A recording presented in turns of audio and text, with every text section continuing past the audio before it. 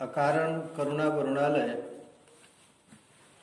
ब्रजरानी राधा रानी की अहेतुकी कृपावशात हम लोगों को श्री सरकार के जन्मोत्सव के उपलक्ष्य में प्रणय गीत के माध्यम से सत्संग लाभ का सुअवसर प्राप्त हो रहा है।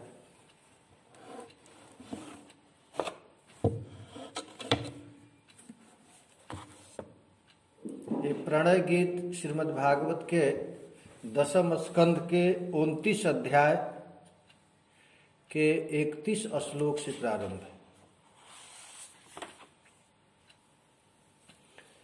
जब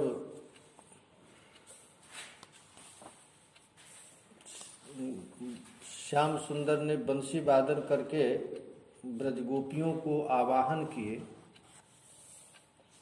और गोपियां सब कुछ छोड़ करके श्री कृष्ण के पास आ गई, तो श्री कृष्ण के मन में इच्छा हुआ कि मैं देखूं कि ये लोग कैसे आई। यदि गोपी आती और भगवान श्री कृष्ण उनके साथ रास लीला प्रारंभ कर देते तो संसारिक प्राणी भी अंगुली उठाता कि ठाकुर जी ने ऐसा काम क्यों किए। तो भगवान पहले यह बताना चाहते हैं कि ये गोपी आखिर हैं कौन, और ये गोपियां साधारण नहीं हैं, सब कुछ छोड़ करके श्री कृष्ण के पास आई हैं।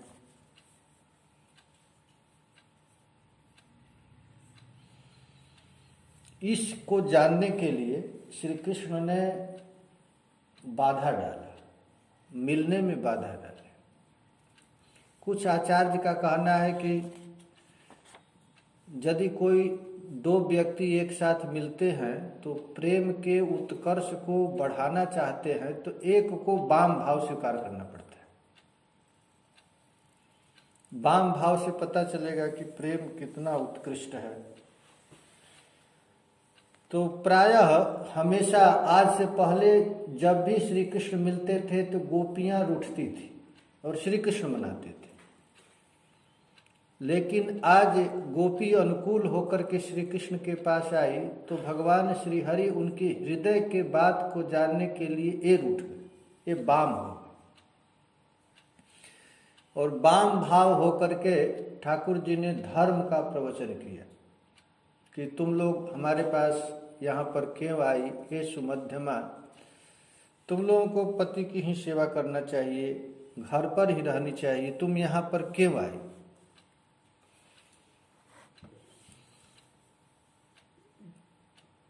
फिर इन श्री कृष्ण के वचन को सुनकर के गोपियां कुछ कहना चाह रही, रो करके कुछ कहना चाहती, लेकिन श्री कृष्ण के ऊपर कुछ असर नहीं पड़े। तो सारार्थ दर्शनी टीका में श्री चक्रवर्ती पाद जी कहते हैं कि ततश्च किम अरण्य रोदनम कुरुध्वे। अरण्य रोदन से क्या फायदा? अरण्य रोदन माने जंगल में अकेले रोने से क्या फायदा? अरे तुम्हारा रुलाई कोई सुनता नहीं तो उस रोने से क्या फायदा? प्रसन्न मुख सत्यम स्वगृहम किम तुरुणम न गच्छेत। चक्रवर्ती पाद जी कह रहे कि तुम लोग हमारे सामने रोने से क्या फायदा है? यदि तुम सचमुच चाहती हो तो प्रसन्न मुख से अपने अपने घर की लौट जाओ। आचार्य चरण कहते हैं। देखिए, ये चक्रवर्ती पाद जी ने इतना मधुर टीका लिखा है इन श्लोकों का। वास्तव में यदि ये लिखे नहीं होते तो भागवत का रस किसी को पता नहीं चलता। ये अद्भुत चक्रवर्ती पाद जी ने एक एक श्लोकों की जो व्याख्या किए हैं। चक्रवर्ती पाद जी कहते हैं ततश्च किम अरण्य रोदनम कुरुध्वे। तुम लोग व्यर्थ ही वन में क्यों रो रही हो? रोने से क्या फायदा? प्रसन्न मुख से अपने अपने घर को लौट जाओ। कृष्ण द्वारा उच्च स्वर से इस प्रकार बात कही गई। अब गोपियां श्री कृष्ण के इस कठोर वाणी को सुन करके ऐसे ही लगा कि कोई गरम गरम लोहा कान में डाल रहा है। मन में तो आया था कि जब हम लोगों को देखेंगे श्री कृष्ण तो प्रसन्न हो जाएंगे, लेकिन ऐसी शब्द बोले तो इस बात को सुन करके गोपी मूर्छा हो गई। मूर्छित हो गई। अरे वास्तव में दुख आदमी को कब लगता है? जिससे आशा किया जाता है वह व्यक्ति निराशा कर दे तो बड़ा कष्ट होता है। जिससे आशा है हमको और वह व्यक्ति बिल्कुल उदंड व्यवहार करने लगे। गोपियां मन में सोची भी नहीं थी, श्री कृष्ण से इतना प्यार करती थी कि श्री कृष्ण के लिए अपने घर, पति, पुत्र, बाल बच्चे, परिवार, अपना घर, आभूषण सब कुछ त्याग दी थी। उन लोगों को पता था श्री कृष्ण किसी भी स्थिति में हम लोगों को छोड़ेंगे नहीं। तो गोपी श्री कृष्ण की इस वचन को सुन करके मूर्छित हो गई थी, लेकिन सोची कि मूर्छित होने से काम नहीं चलेगा। इसे कुछ प्रश्न करना चाहिए कि आखिर हम लोगों को क्यों इतना दुख दे रहा है, क्या कारण है। तो गोपी मूर्छा से जग कर कुछ निवेदन करने लगी। किंचित विज्ञापयामासा मासु इति आह, आचार्य चरण कह रहे हैं। कुछ हो करके वे कहते हैं। गोपी अब कहना प्रारंभ, निवेदन करना प्रारंभ करती, क्योंकि सुखदेव जी पहले ही कह दिए थे कि तदर्थ विनिवर्तित सर्व कामा। ये गोपियां साधारण नहीं है, सन्यासियों की भी सन्यासिनी है। ये देखने में लगता है गोपी गोपी कोई कहता, लेकिन गोपी जैसा त्यागनी आज तक भूमंडल पर कोई हुआ ही नहीं।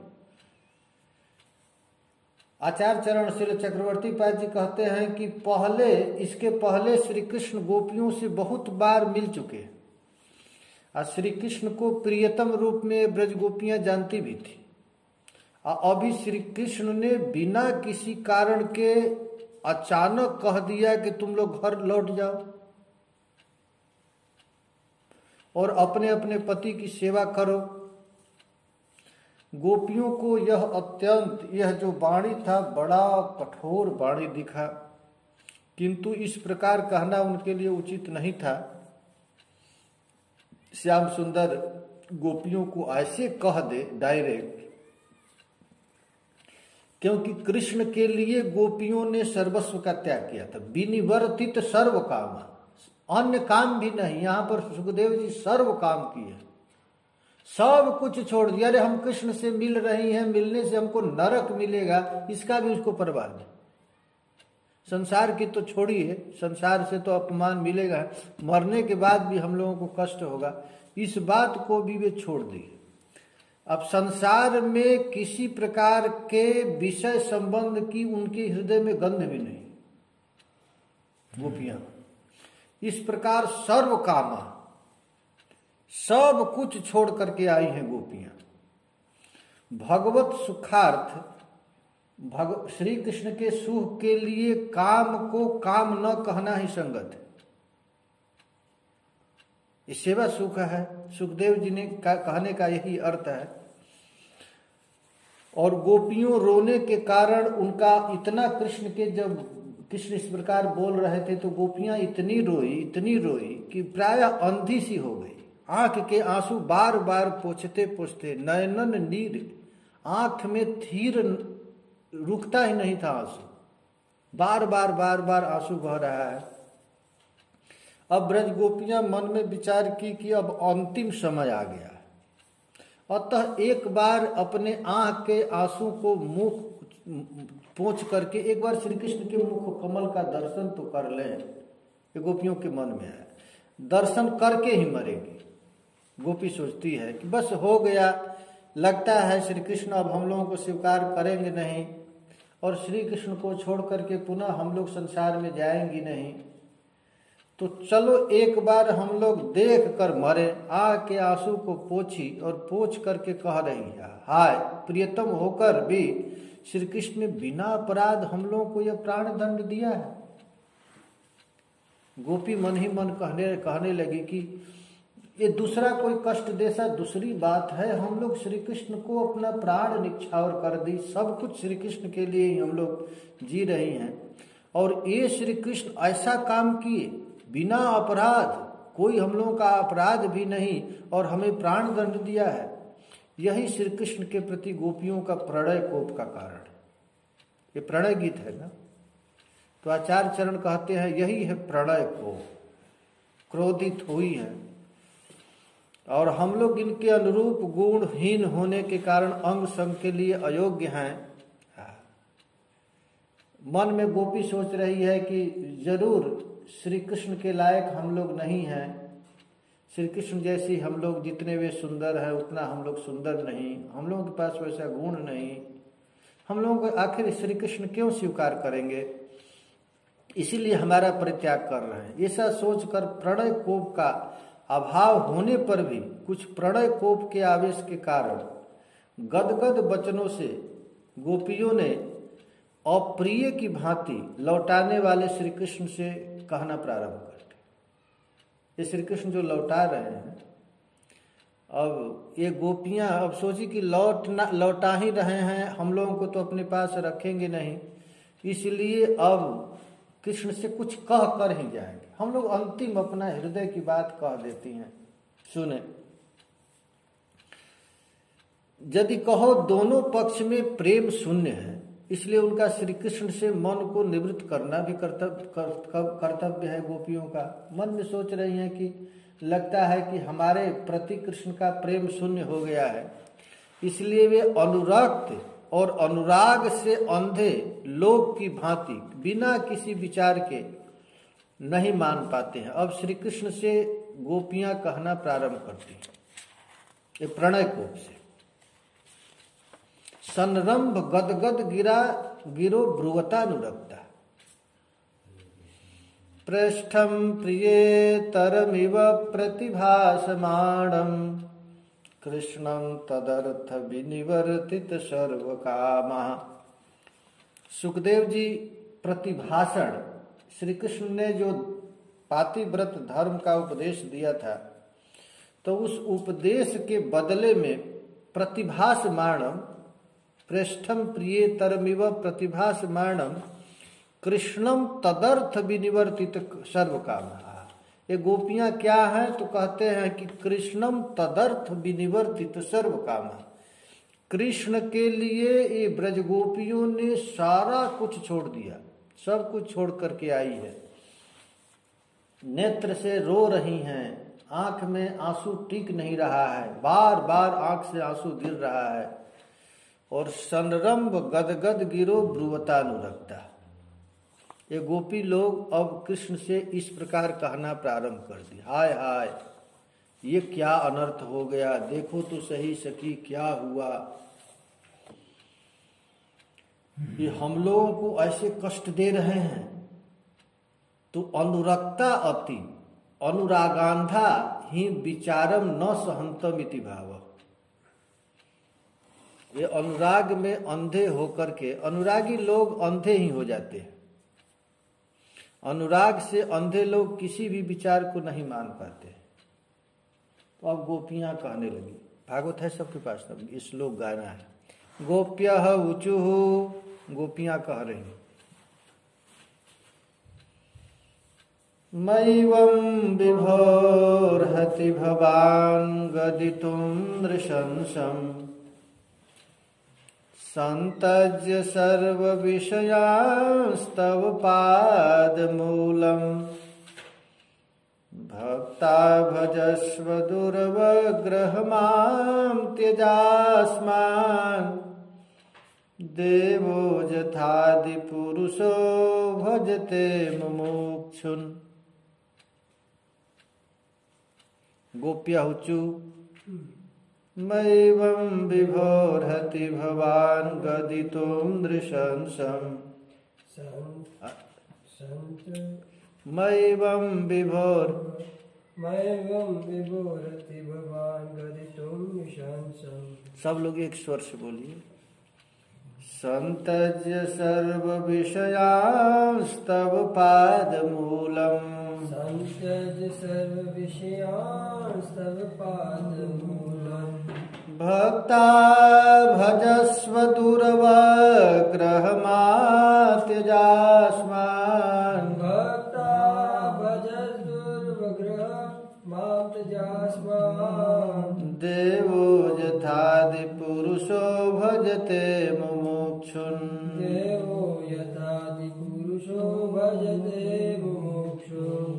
मैवं विभोर्हति भवान् गदितुं नृशंसम् मैवं विभोरति भवान् गदितुं नृशंसम् सन्तज्य सर्वविषयांस्तव पादमूलम् सन्त्यज्य सर्वविषयांस्तव पादमूलम् भक्ता भजस्व दुर्वग्रहमात्यजास्मान् भक्ता भजस्व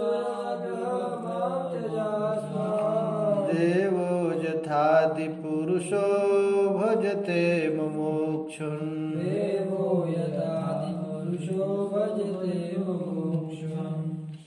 अब श्री कृष्ण से प्रणय कोप में ये गोपियां सनरंभ गदगद गिरा ब्रुवतानुरक्ता अनुरक्त होकर के श्री कृष्ण से बोलना प्रारंभ की। अब गोपियां गोपी बोल रहे हैं। ये 10 श्लोक में प्रणय गीत।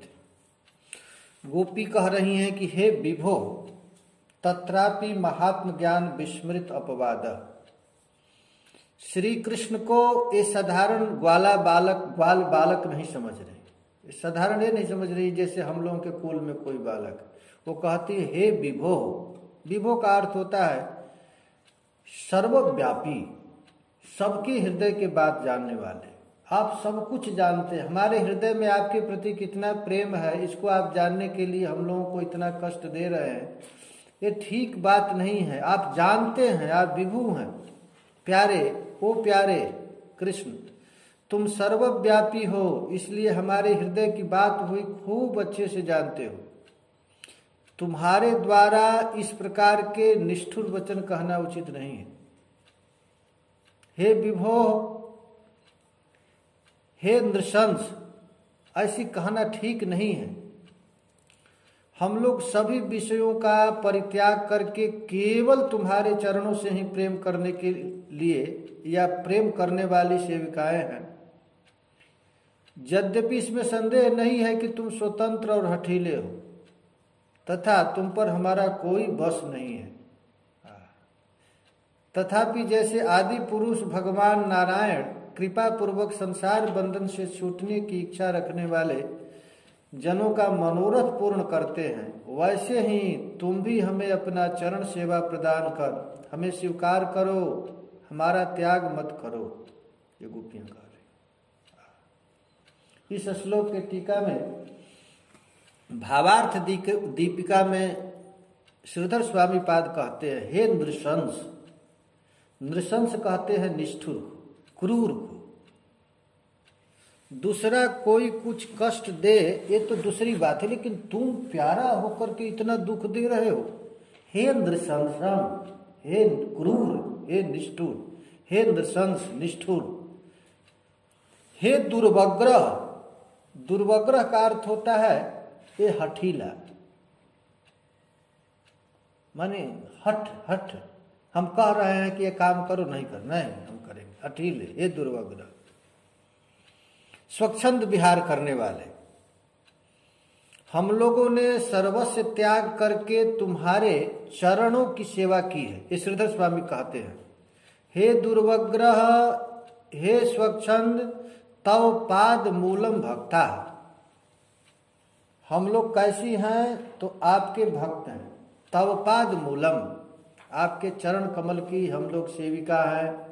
अतएव हमें स्वीकार करो, हमारा परित्याग मत करो। सेवितम अस्मान भजस्व मां त्यजेति। हम लोगों को छोड़ो नहीं, हम लोग तुम्हारी हैं।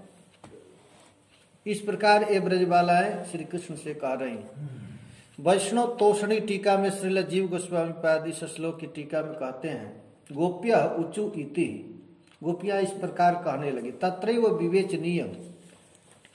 जीव गोस्वामी पाद कहते हैं यहाँ विवेचनीय है। यद्यपि भावा संपन्न होने के कारण गोपियों में समान वाक्यों में स्फूर्ति संभव है, तथापि सभी के द्वारा एक ही समय में कहने के कारण अत्यंत कोलाहल हो जाएगा, इसलिए रसजनक नहीं होगा। बहुत प्रकार की गोपियां हैं और सब गोपियां एक साथ कहेंगी तो झगड़ा हो जाएगा, इसलिए कोई कोई एक यूथेश्वरी कह रहे, ऐसा श्रील जीव गोस्वामी पाद कह रहे, कोई एक यूथेश्वरी कह रहे, ऐसा ही समझना चाहिए, एक यूथेश्वरी कह रहे।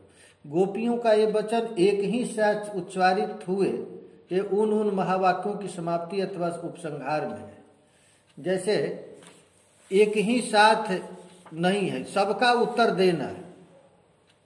तो जासामेव प्रसादे जासाम नागेश्वर जल्प तत्व ज्ञायते वंदे श्री नागेश्वरी। श्रील जीव गोस्वामी पाद कहते हैं, वास्तव में गोपियों की जो ये रसमयी वाणी है, सार गर्भित वाणी है, इसके भाव को कोई समझ नहीं सकता है। इसलिए हम उन गोपियों की चरण कमल की प्रार्थना करते हैं कि हे गोपीजन, आप ही कृपा करके अपने हृदय की बात को हमें समझा दीजिए। आप लोग आखिर क्या कहना चाहती हैं? क्योंकि यहां पर श्री कृष्ण ने 4 चीज कहा है। ये 4 प्रकार की गोपियां हैं और चारों प्रकार की गोपियां 4 चीज कही हैं। तन्नः प्रसिद्ध वरद, हे वरद आप हम पर प्रसन्न हो जाओ। एक गोपी ऐसी, 4 युद्धेश्वरियों की बात कह रहे हैं, एक गोपी ऐसी कह रही, एक युद्धेश्वरी। और दूसरी कहती है सिंचांग नस्त्वधरा मृतपूर केण, आप हमको सिंचन करो। और तीसरी गोपी कहती है तन्नः प्रसिद्ध विरजिनार दनते घृमूलम, हम लोग महान दुख के समुद्र में डूब गई हैं, तो हे नाथ इस ब्रिजनार्दन हमारे दुख को पार करो। और चौथी प्रकार की गोपी कह रही तन्नो निधे ही कर पंकज आर्तमूल। ये 4 प्रकार की गोपियां हैं और चारों दल से इस प्रकार की शब्द निकल रहे, हे वरद। इस प्रकार श्रील जीव गोस्वामी पाद कह रहे हैं कि चारों दिशाओं में चारों जुथेश्वरियां खड़ी हैं और एक एक क्रम से इस प्रकार कह रहे हैं। जीव गोस्वामी गोपियों की भाषा समझने के लिए पहले गोपियों की प्रार्थना करते हैं, चरण कमल पर गिरते हैं और फिर कहते हैं। अब गोपी क्या कहती हैं? गोपियों ने कहा, माता पिता पति आदि का परित्याग करके तुम्हारा भजन करने में जो धर्म या अधर्म होगा उसका विचार बाद में किया जाएगा। जीव गोस्वामी पाद इस श्लोक की टीका में कहते हैं, किंतु अभी तो हम देख रही हैं कि हम लोग परित्याग करने से अहो तुम्हें जो दोष लगेगा उसका परिहार करना तुम्हारे लिए असाध्य हो जाएगा। गोपी कह रही हैं कि तुम हम लोगों को कह रहे हो कि जाओ पतियों की सेवा करो, हम लोगों को पाप लगेगा, स्त्री होकर पति त्याग का पाप। गोपी कहती इसकी बात तो हम लोग बाद में देखेंगे, लेकिन सबसे पहले तो तुम पापी हो जाओगे, तुम अधर्म में फंस जाओगे। इसी अभिप्राय से गोपियां मैवम शब्द कह रही, तुम ऐसे शब्द मत बोलो। हे विभो, तुम्हारे द्वारा हम लोगों के प्रति इस प्रकार से निष्ठुर वचनों का प्रयोग करना उचित नहीं, ठीक। मैवम शब्द का प्रयोग अवश्य ही परम आरती और व्याकुलता वशत निषेधार्थ हुआ है। एवं मैवम, तुम बिल्कुल ऐसा शब्द नहीं मत कहो। क्यों? तो कहती है यदि क्यों तो नृशंस, यह वचन ब्रज के सार के समान हमारे हृदय को मारने वाला है। पहले कह रहे कि मैवम विभो, हे प्रभु मत बोलो। क्यों नहीं बोलूं? तो कहते हैं कि तुम्हारा ये वचन है हम लोगों का प्राणाघात कर देगा, नृशंस घातक है, अर्थात तुम जो बोल रहे हो हमारा जान ले लेगा। गद धातु है ना, गद धातु का अर्थ होता है व्यक्त रूप में कहना, इसलिए साक्षात रूप में इस प्रकार हमारे हृदय निष्ठुर वचन रूप से कहना उचित नहीं है। इस प्रकार वचनों के अनुरूप व्यवहार करना तो दूर रहे, इस वचन के कहना भी उचित नहीं है। उस पर भी तुम प्रेम द्वारा द्रवीभूत भाव से प्रसिद्ध हम लोगों के प्राण वल्लभ हो, और प्राण वल्लभ होकर के इतना कठोर वचन बोल रहे हो। सनरंभ गदगद गिरा, प्रणय कोप से गदगद वचन ऐसा उक्त होने के कारण सर्वत्र ही यहाँ स्वर द्वारा दैन्य आदि प्रणय को प्रकाशित हो रहा है। इस प्रकार श्री कृष्ण द्वारा स्वागतम महाभागा, पहले श्री कृष्ण ने उनको कहा है, ये मृदु भाव से कहने पर भी ऐसा हम लोगों को लौटाने के लिए ही कहा है, क्योंकि कोई व्यक्ति आए और वो प्रसव स्वागतम वो महाभागा, जो हमसे प्रेम करता है हम लोगों को महाभाग कहा है, अर्थात हम लोगों से तुम रूठ करके भगाना चाहते हो, यह रस विरोधी होने के कारण विपरीत तुम बोल रहे हो। यदि तुम कहो कि हे प्रिय वादिनी, ऐसा होने पर भी मैं तुम लोगों के लिए क्या करूं, कहो। इसकी अपेक्षा से गोपियां कह रही हैं, हम लोगों का भजन करो। ये जीव गोस्वामी पाद कहते हैं कि अब गोपियां कहे कि तुम कहे हो ना कि स्वागतम वो महाभाग आश्रिताम करवाम की, बताइए आप लोगों की मैं क्या सेवा करूं। तो यहाँ पर गोपियां कह रही हैं कि हम तो यही सेवा करो कि हमारा भजन करो, हम लोगों का भजन करो, अर्थात हमारा मनोरथ पूर्ण करके हमारी सेवा करो। यदि कहो किस लिए, इसके लिए कह रहे हैं कि हम लोग सर्वस्व परित्याग करके तुम्हारे चरणों की सेविका बनी हुई। यह गोपियां की दैन्योक्ति है। यहाँ गोपियों द्वारा चरण कमल न कहकर, अर्थात चरणों के साथ कमल रूपक न लगाकर केवल चरण कहने का कारण यही है कि श्री कृष्ण ने जिस प्रकार निष्ठुर वचनों का प्रयोग किया है, उसके कारण अब उनके चरणों में कमल की भांति कोमलता गुण नहीं रह गया। अब चरण कठिनता आदि गुणों के आधार हो गए। इसके द्वारा प्रियम किम करवाणी वह इत्यादि श्री कृष्ण की उक्ति का उत्तर हुआ है। यदि कृष्ण कहे हे गोपियों, सचमुच ही भजन करूंगा, किंतु हम लोगों के प्रति आदि का हिताचारक रूप भजन ही संगत है। श्री कृष्ण कहे ठीक है, हम तुम्हारा भजन करूंगा, लेकिन ऐसा नहीं हम ऐसा काम करूं और तुम्हारे माता पिता पति इत्यादि हमसे लड़ बैठे, तो तुम्हारा हित जिसमें हो वैसा ही करूंगा, किंतु तुम लोग अभिलषित भजन नहीं। इसके उत्तर में गोपियां कहती है संत्यज्य इत्यादि कह रही हैं, हमारा कोई माँ नहीं, हमारा कोई बाप नहीं, हमारा पति नहीं है, वो था अब नहीं रहा, सब कुछ छोड़ करके हम लोग आपके पास आई हैं। हम लोग पति आदि समस्त इंद्रिय भोग के विषय को संपूर्ण रूप से त्याग करके आई हैं, क्योंकि वे लोग तुम्हारे भजन के प्रतिकूल हैं। तो भगवान कहे कि आखिर तुम अपने पति को माता पिता को क्यों छोड़ दी। तो गोपियां कहती हैं कि जो भजन में प्रतिकूल होता है उसको छोड़ना ही चाहिए, हम लोग सब छोड़ करके आई हैं। इसलिए हे प्यारे, मातरह पितरह पुत्र वचनों से आत्मियों को दुख देना उचित नहीं है, इसलिए ब्रज रमणियों को ब्रज में लौटा जाने के लिए कहा। इससे इन सभी वचनों का उत्तर किस प्रकार प्रदत्त हुआ, इसके उत्तर में कहा जाता है।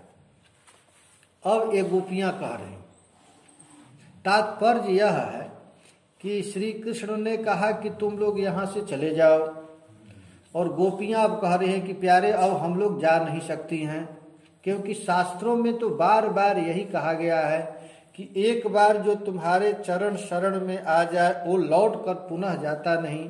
हे विभो, हे सर्वव्यापक, आप हम लोगों के भीतर और बाहर सर्वत्र ही व्याप्त हो, हमारे सभी मनोभाव को जानते हो, अतएव आपके चरणों में आश्रित हम लोगों का भजन कीजिए, अन्यथा जो मेरा जिस प्रकार से भजन करता है मैं भी उसका उसी तरह भजन करता हूँ, यह गीता का उपदेश सर्वथा के लिए मिथ्या हो जाएगा।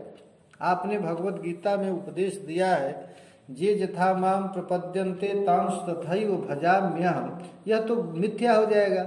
यदि कृष्ण कहें कि हे परम तत्वज्ञ पूज्य गोपियों, विषय सुख की इच्छा क्यों करती हो, इसकी आशंका में गोपियां कहती है विषय सुख की बात करते हो संतज्य, अरे हम लोग तो समस्त विषयों को परित्याग करके केवल पारमार्थिक सुख की इच्छा से ही तुम्हारे पास आई, हम लोग केवल भजन करने के लिए आए, क्योंकि तुम्हारे साथ जो क्रीड़ा विशेष है वह परिपक्व प्रेम का विलास रूप होने के कारण पुरुषार्थ का सार सर्वस्व स्वरूप है। इसलिए जो मेरा जिस प्रकार से भजन करता है इत्यादि अपने वचनों की सत्यता की रक्षा के लिए आप ही सब कुछ परित्याग करके हम लोगों का भोग करो, यही गूढ़ अभिप्राय है।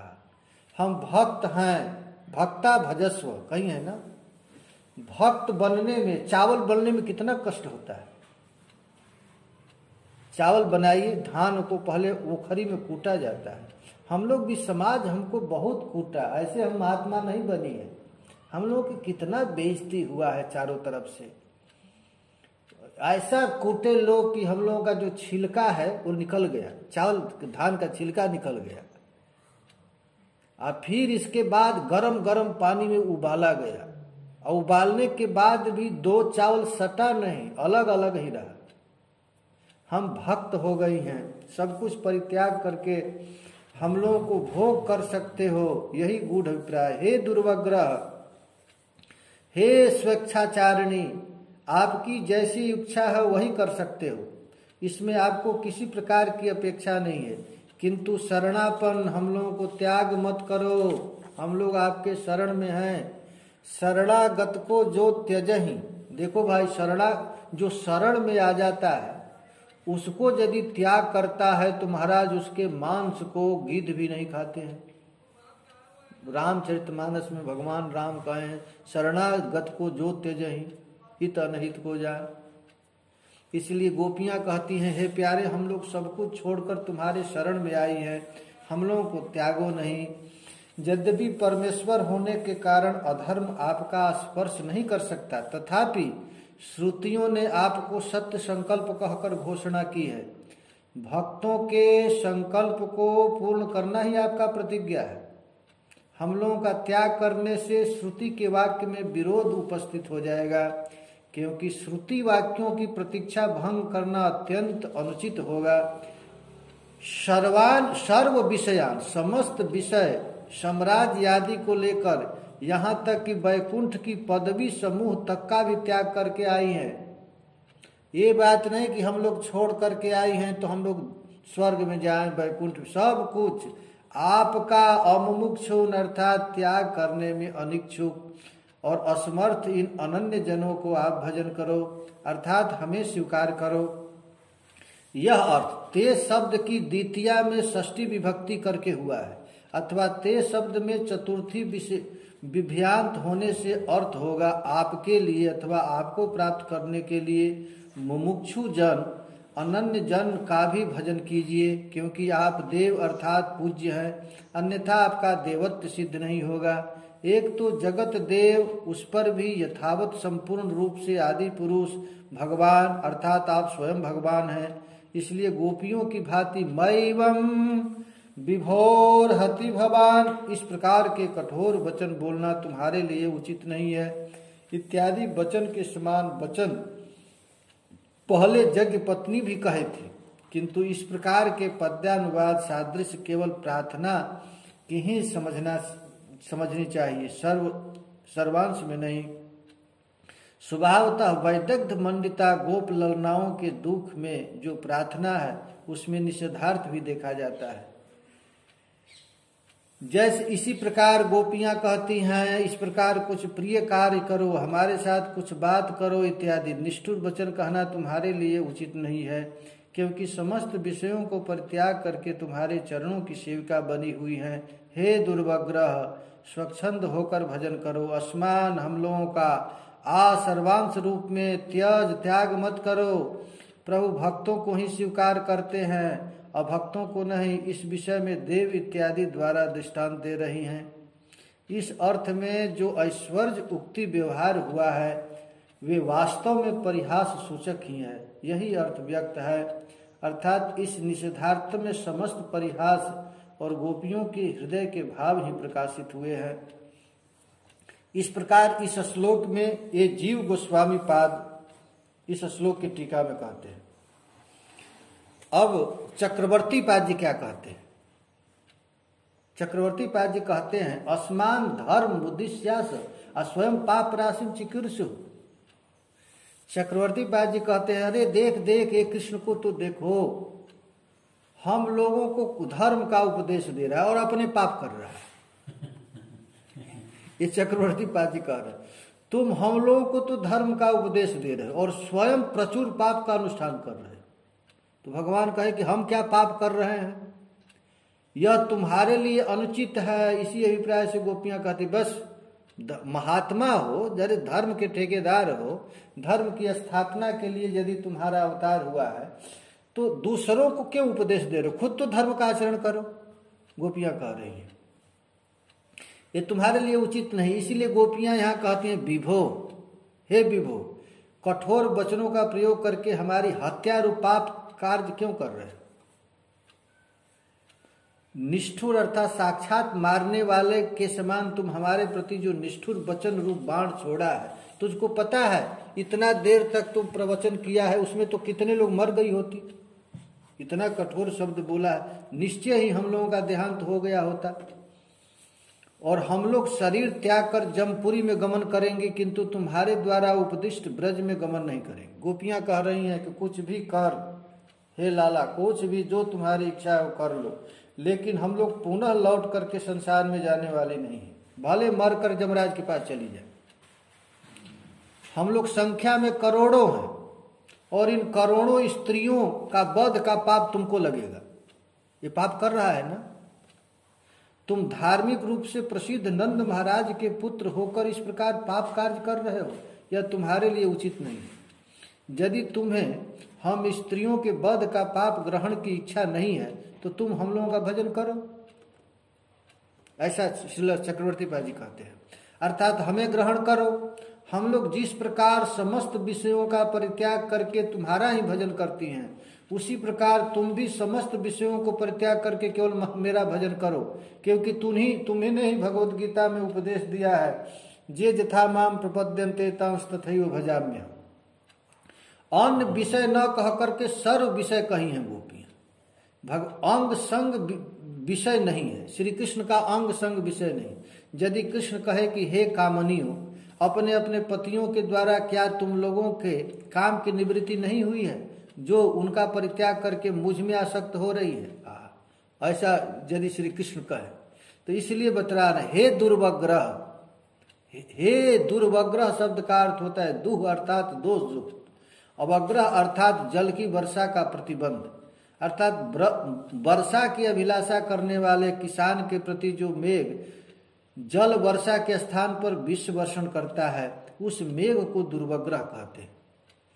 किसान के लिए पानी चाहिए, वहां पानी न बरसा करके आग बरसाने लगे। हम लोग तो सोची थी कि हम लोग से प्रेम से बोलेगे, लेकिन आग बरसाया, इस प्रकार अर्थ हो। केवल विष की वर्षा करने वाले हे मेघ, अतः हे विष मात्र वर्षणकारी श्री कृष्ण, हम लोग चातकियां हैं, तुम मेघ स्वरूप हो। यद्यपि मेघ चातकियों से दूर अवस्थान करता है, तथापि वह मेघ ही उनकी प्यास को बुझाने के कारण उनके प्राणों का बंधु स्वरूप होता है। इसलिए जिस प्रकार चातकियां मेघ द्वारा वर्षित जल को छोड़कर अमृत से पूर्ण सागर की जल की पान नहीं करती, उसी प्रकार हम लोग भी कृष्ण मेघ की चातकियां हैं। हमसे दूर रहने पर भी तुम ही हमारे बंधु हो, किंतु दुर्दैववशत आज तुम विष की वर्षा कर रहे हो। हमारी तृष्णा का निवारण करने के लिए तुम जल की वर्षा नहीं कर रहे हो।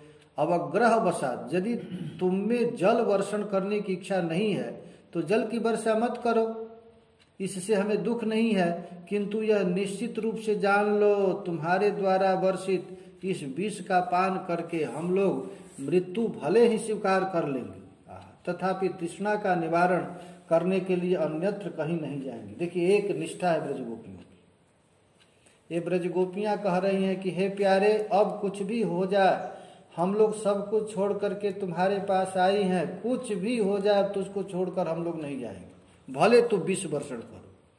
अर्थात निकटस्थ पति रूप जलाशय का जल पान नहीं करेंगे, इसे ही हमारा स्वभाव जानना। इसलिए यदि कुछ कृतज्ञता की रक्षा करने की इच्छा हो तो तुम हम लोगों का त्याग मत करो। माँ त्यजास्मान, हम लोगों को छोड़ो मत। यदि कृष्ण कहें कि यह सत्य है कि चातकिया मेघ की अपेक्षा करती है, किंतु मेघ कभी भी चातकियों का अपेक्षा नहीं करते। कृष्ण कहे कि चातकिया की इच्छा होती है कि मेघ वर्षा करे, लेकिन मेघ का तो कोई चातकी से मतलब नहीं है। चातकियां बचे अथवा मरे, इसे मेघ की किसी प्रकार की हानि अथवा लाभ नहीं है। इसके उत्तर में गोपियां कह रही, बात तो सत्य है, क्योंकि मेघ जड़ वस्तु है और यह चातकियां की मृत्यु अथवा जीवन के विषय में उदासीन हो सकता है, किंतु तू तो मेघ जैसे जड़ नहीं हो, तुम तो नारायण समान हो, विदग्ध चूड़ामणि हो। इसलिए नारायण की भांति कार्य करो, अर्थात तुम हमारे प्रति कृपा करो, हमारा त्याग न करके हमें ग्रहण करो। मुमुक्षु जन समस्त विषयों का परित्याग करके आदि पुरुष नारायण की उपासना करते हैं, इसीलिए नारायण कृपा करके उन्हें ग्रहण करते हैं, अर्थात उनके अभीष्ट मनोरथ को पूर्ण कर देते हैं। उसी प्रकार तुम भी अपने चरणों की सेवा के लिए समस्त विषयों का परित्याग करके त्याग कर आने वाली हम लोगों को मनोरथ को क्यों पूर्ण नहीं कर रहे।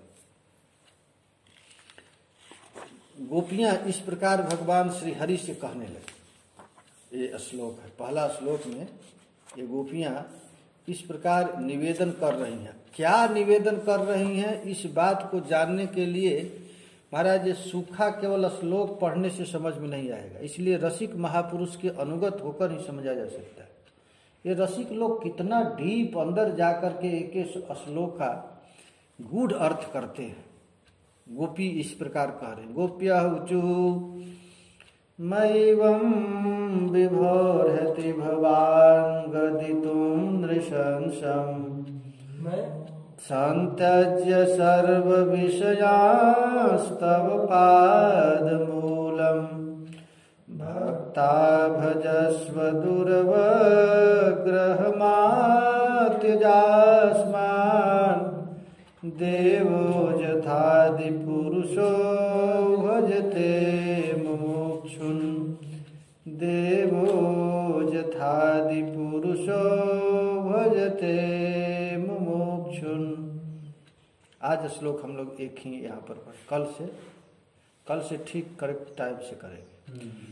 जय जय श्री राधे ब्रजरानी राधा रानी की, श्री प्रणय गीत की जय जय श्री राधे, जय जय श्री राधे। निताय गौर हरि बोल।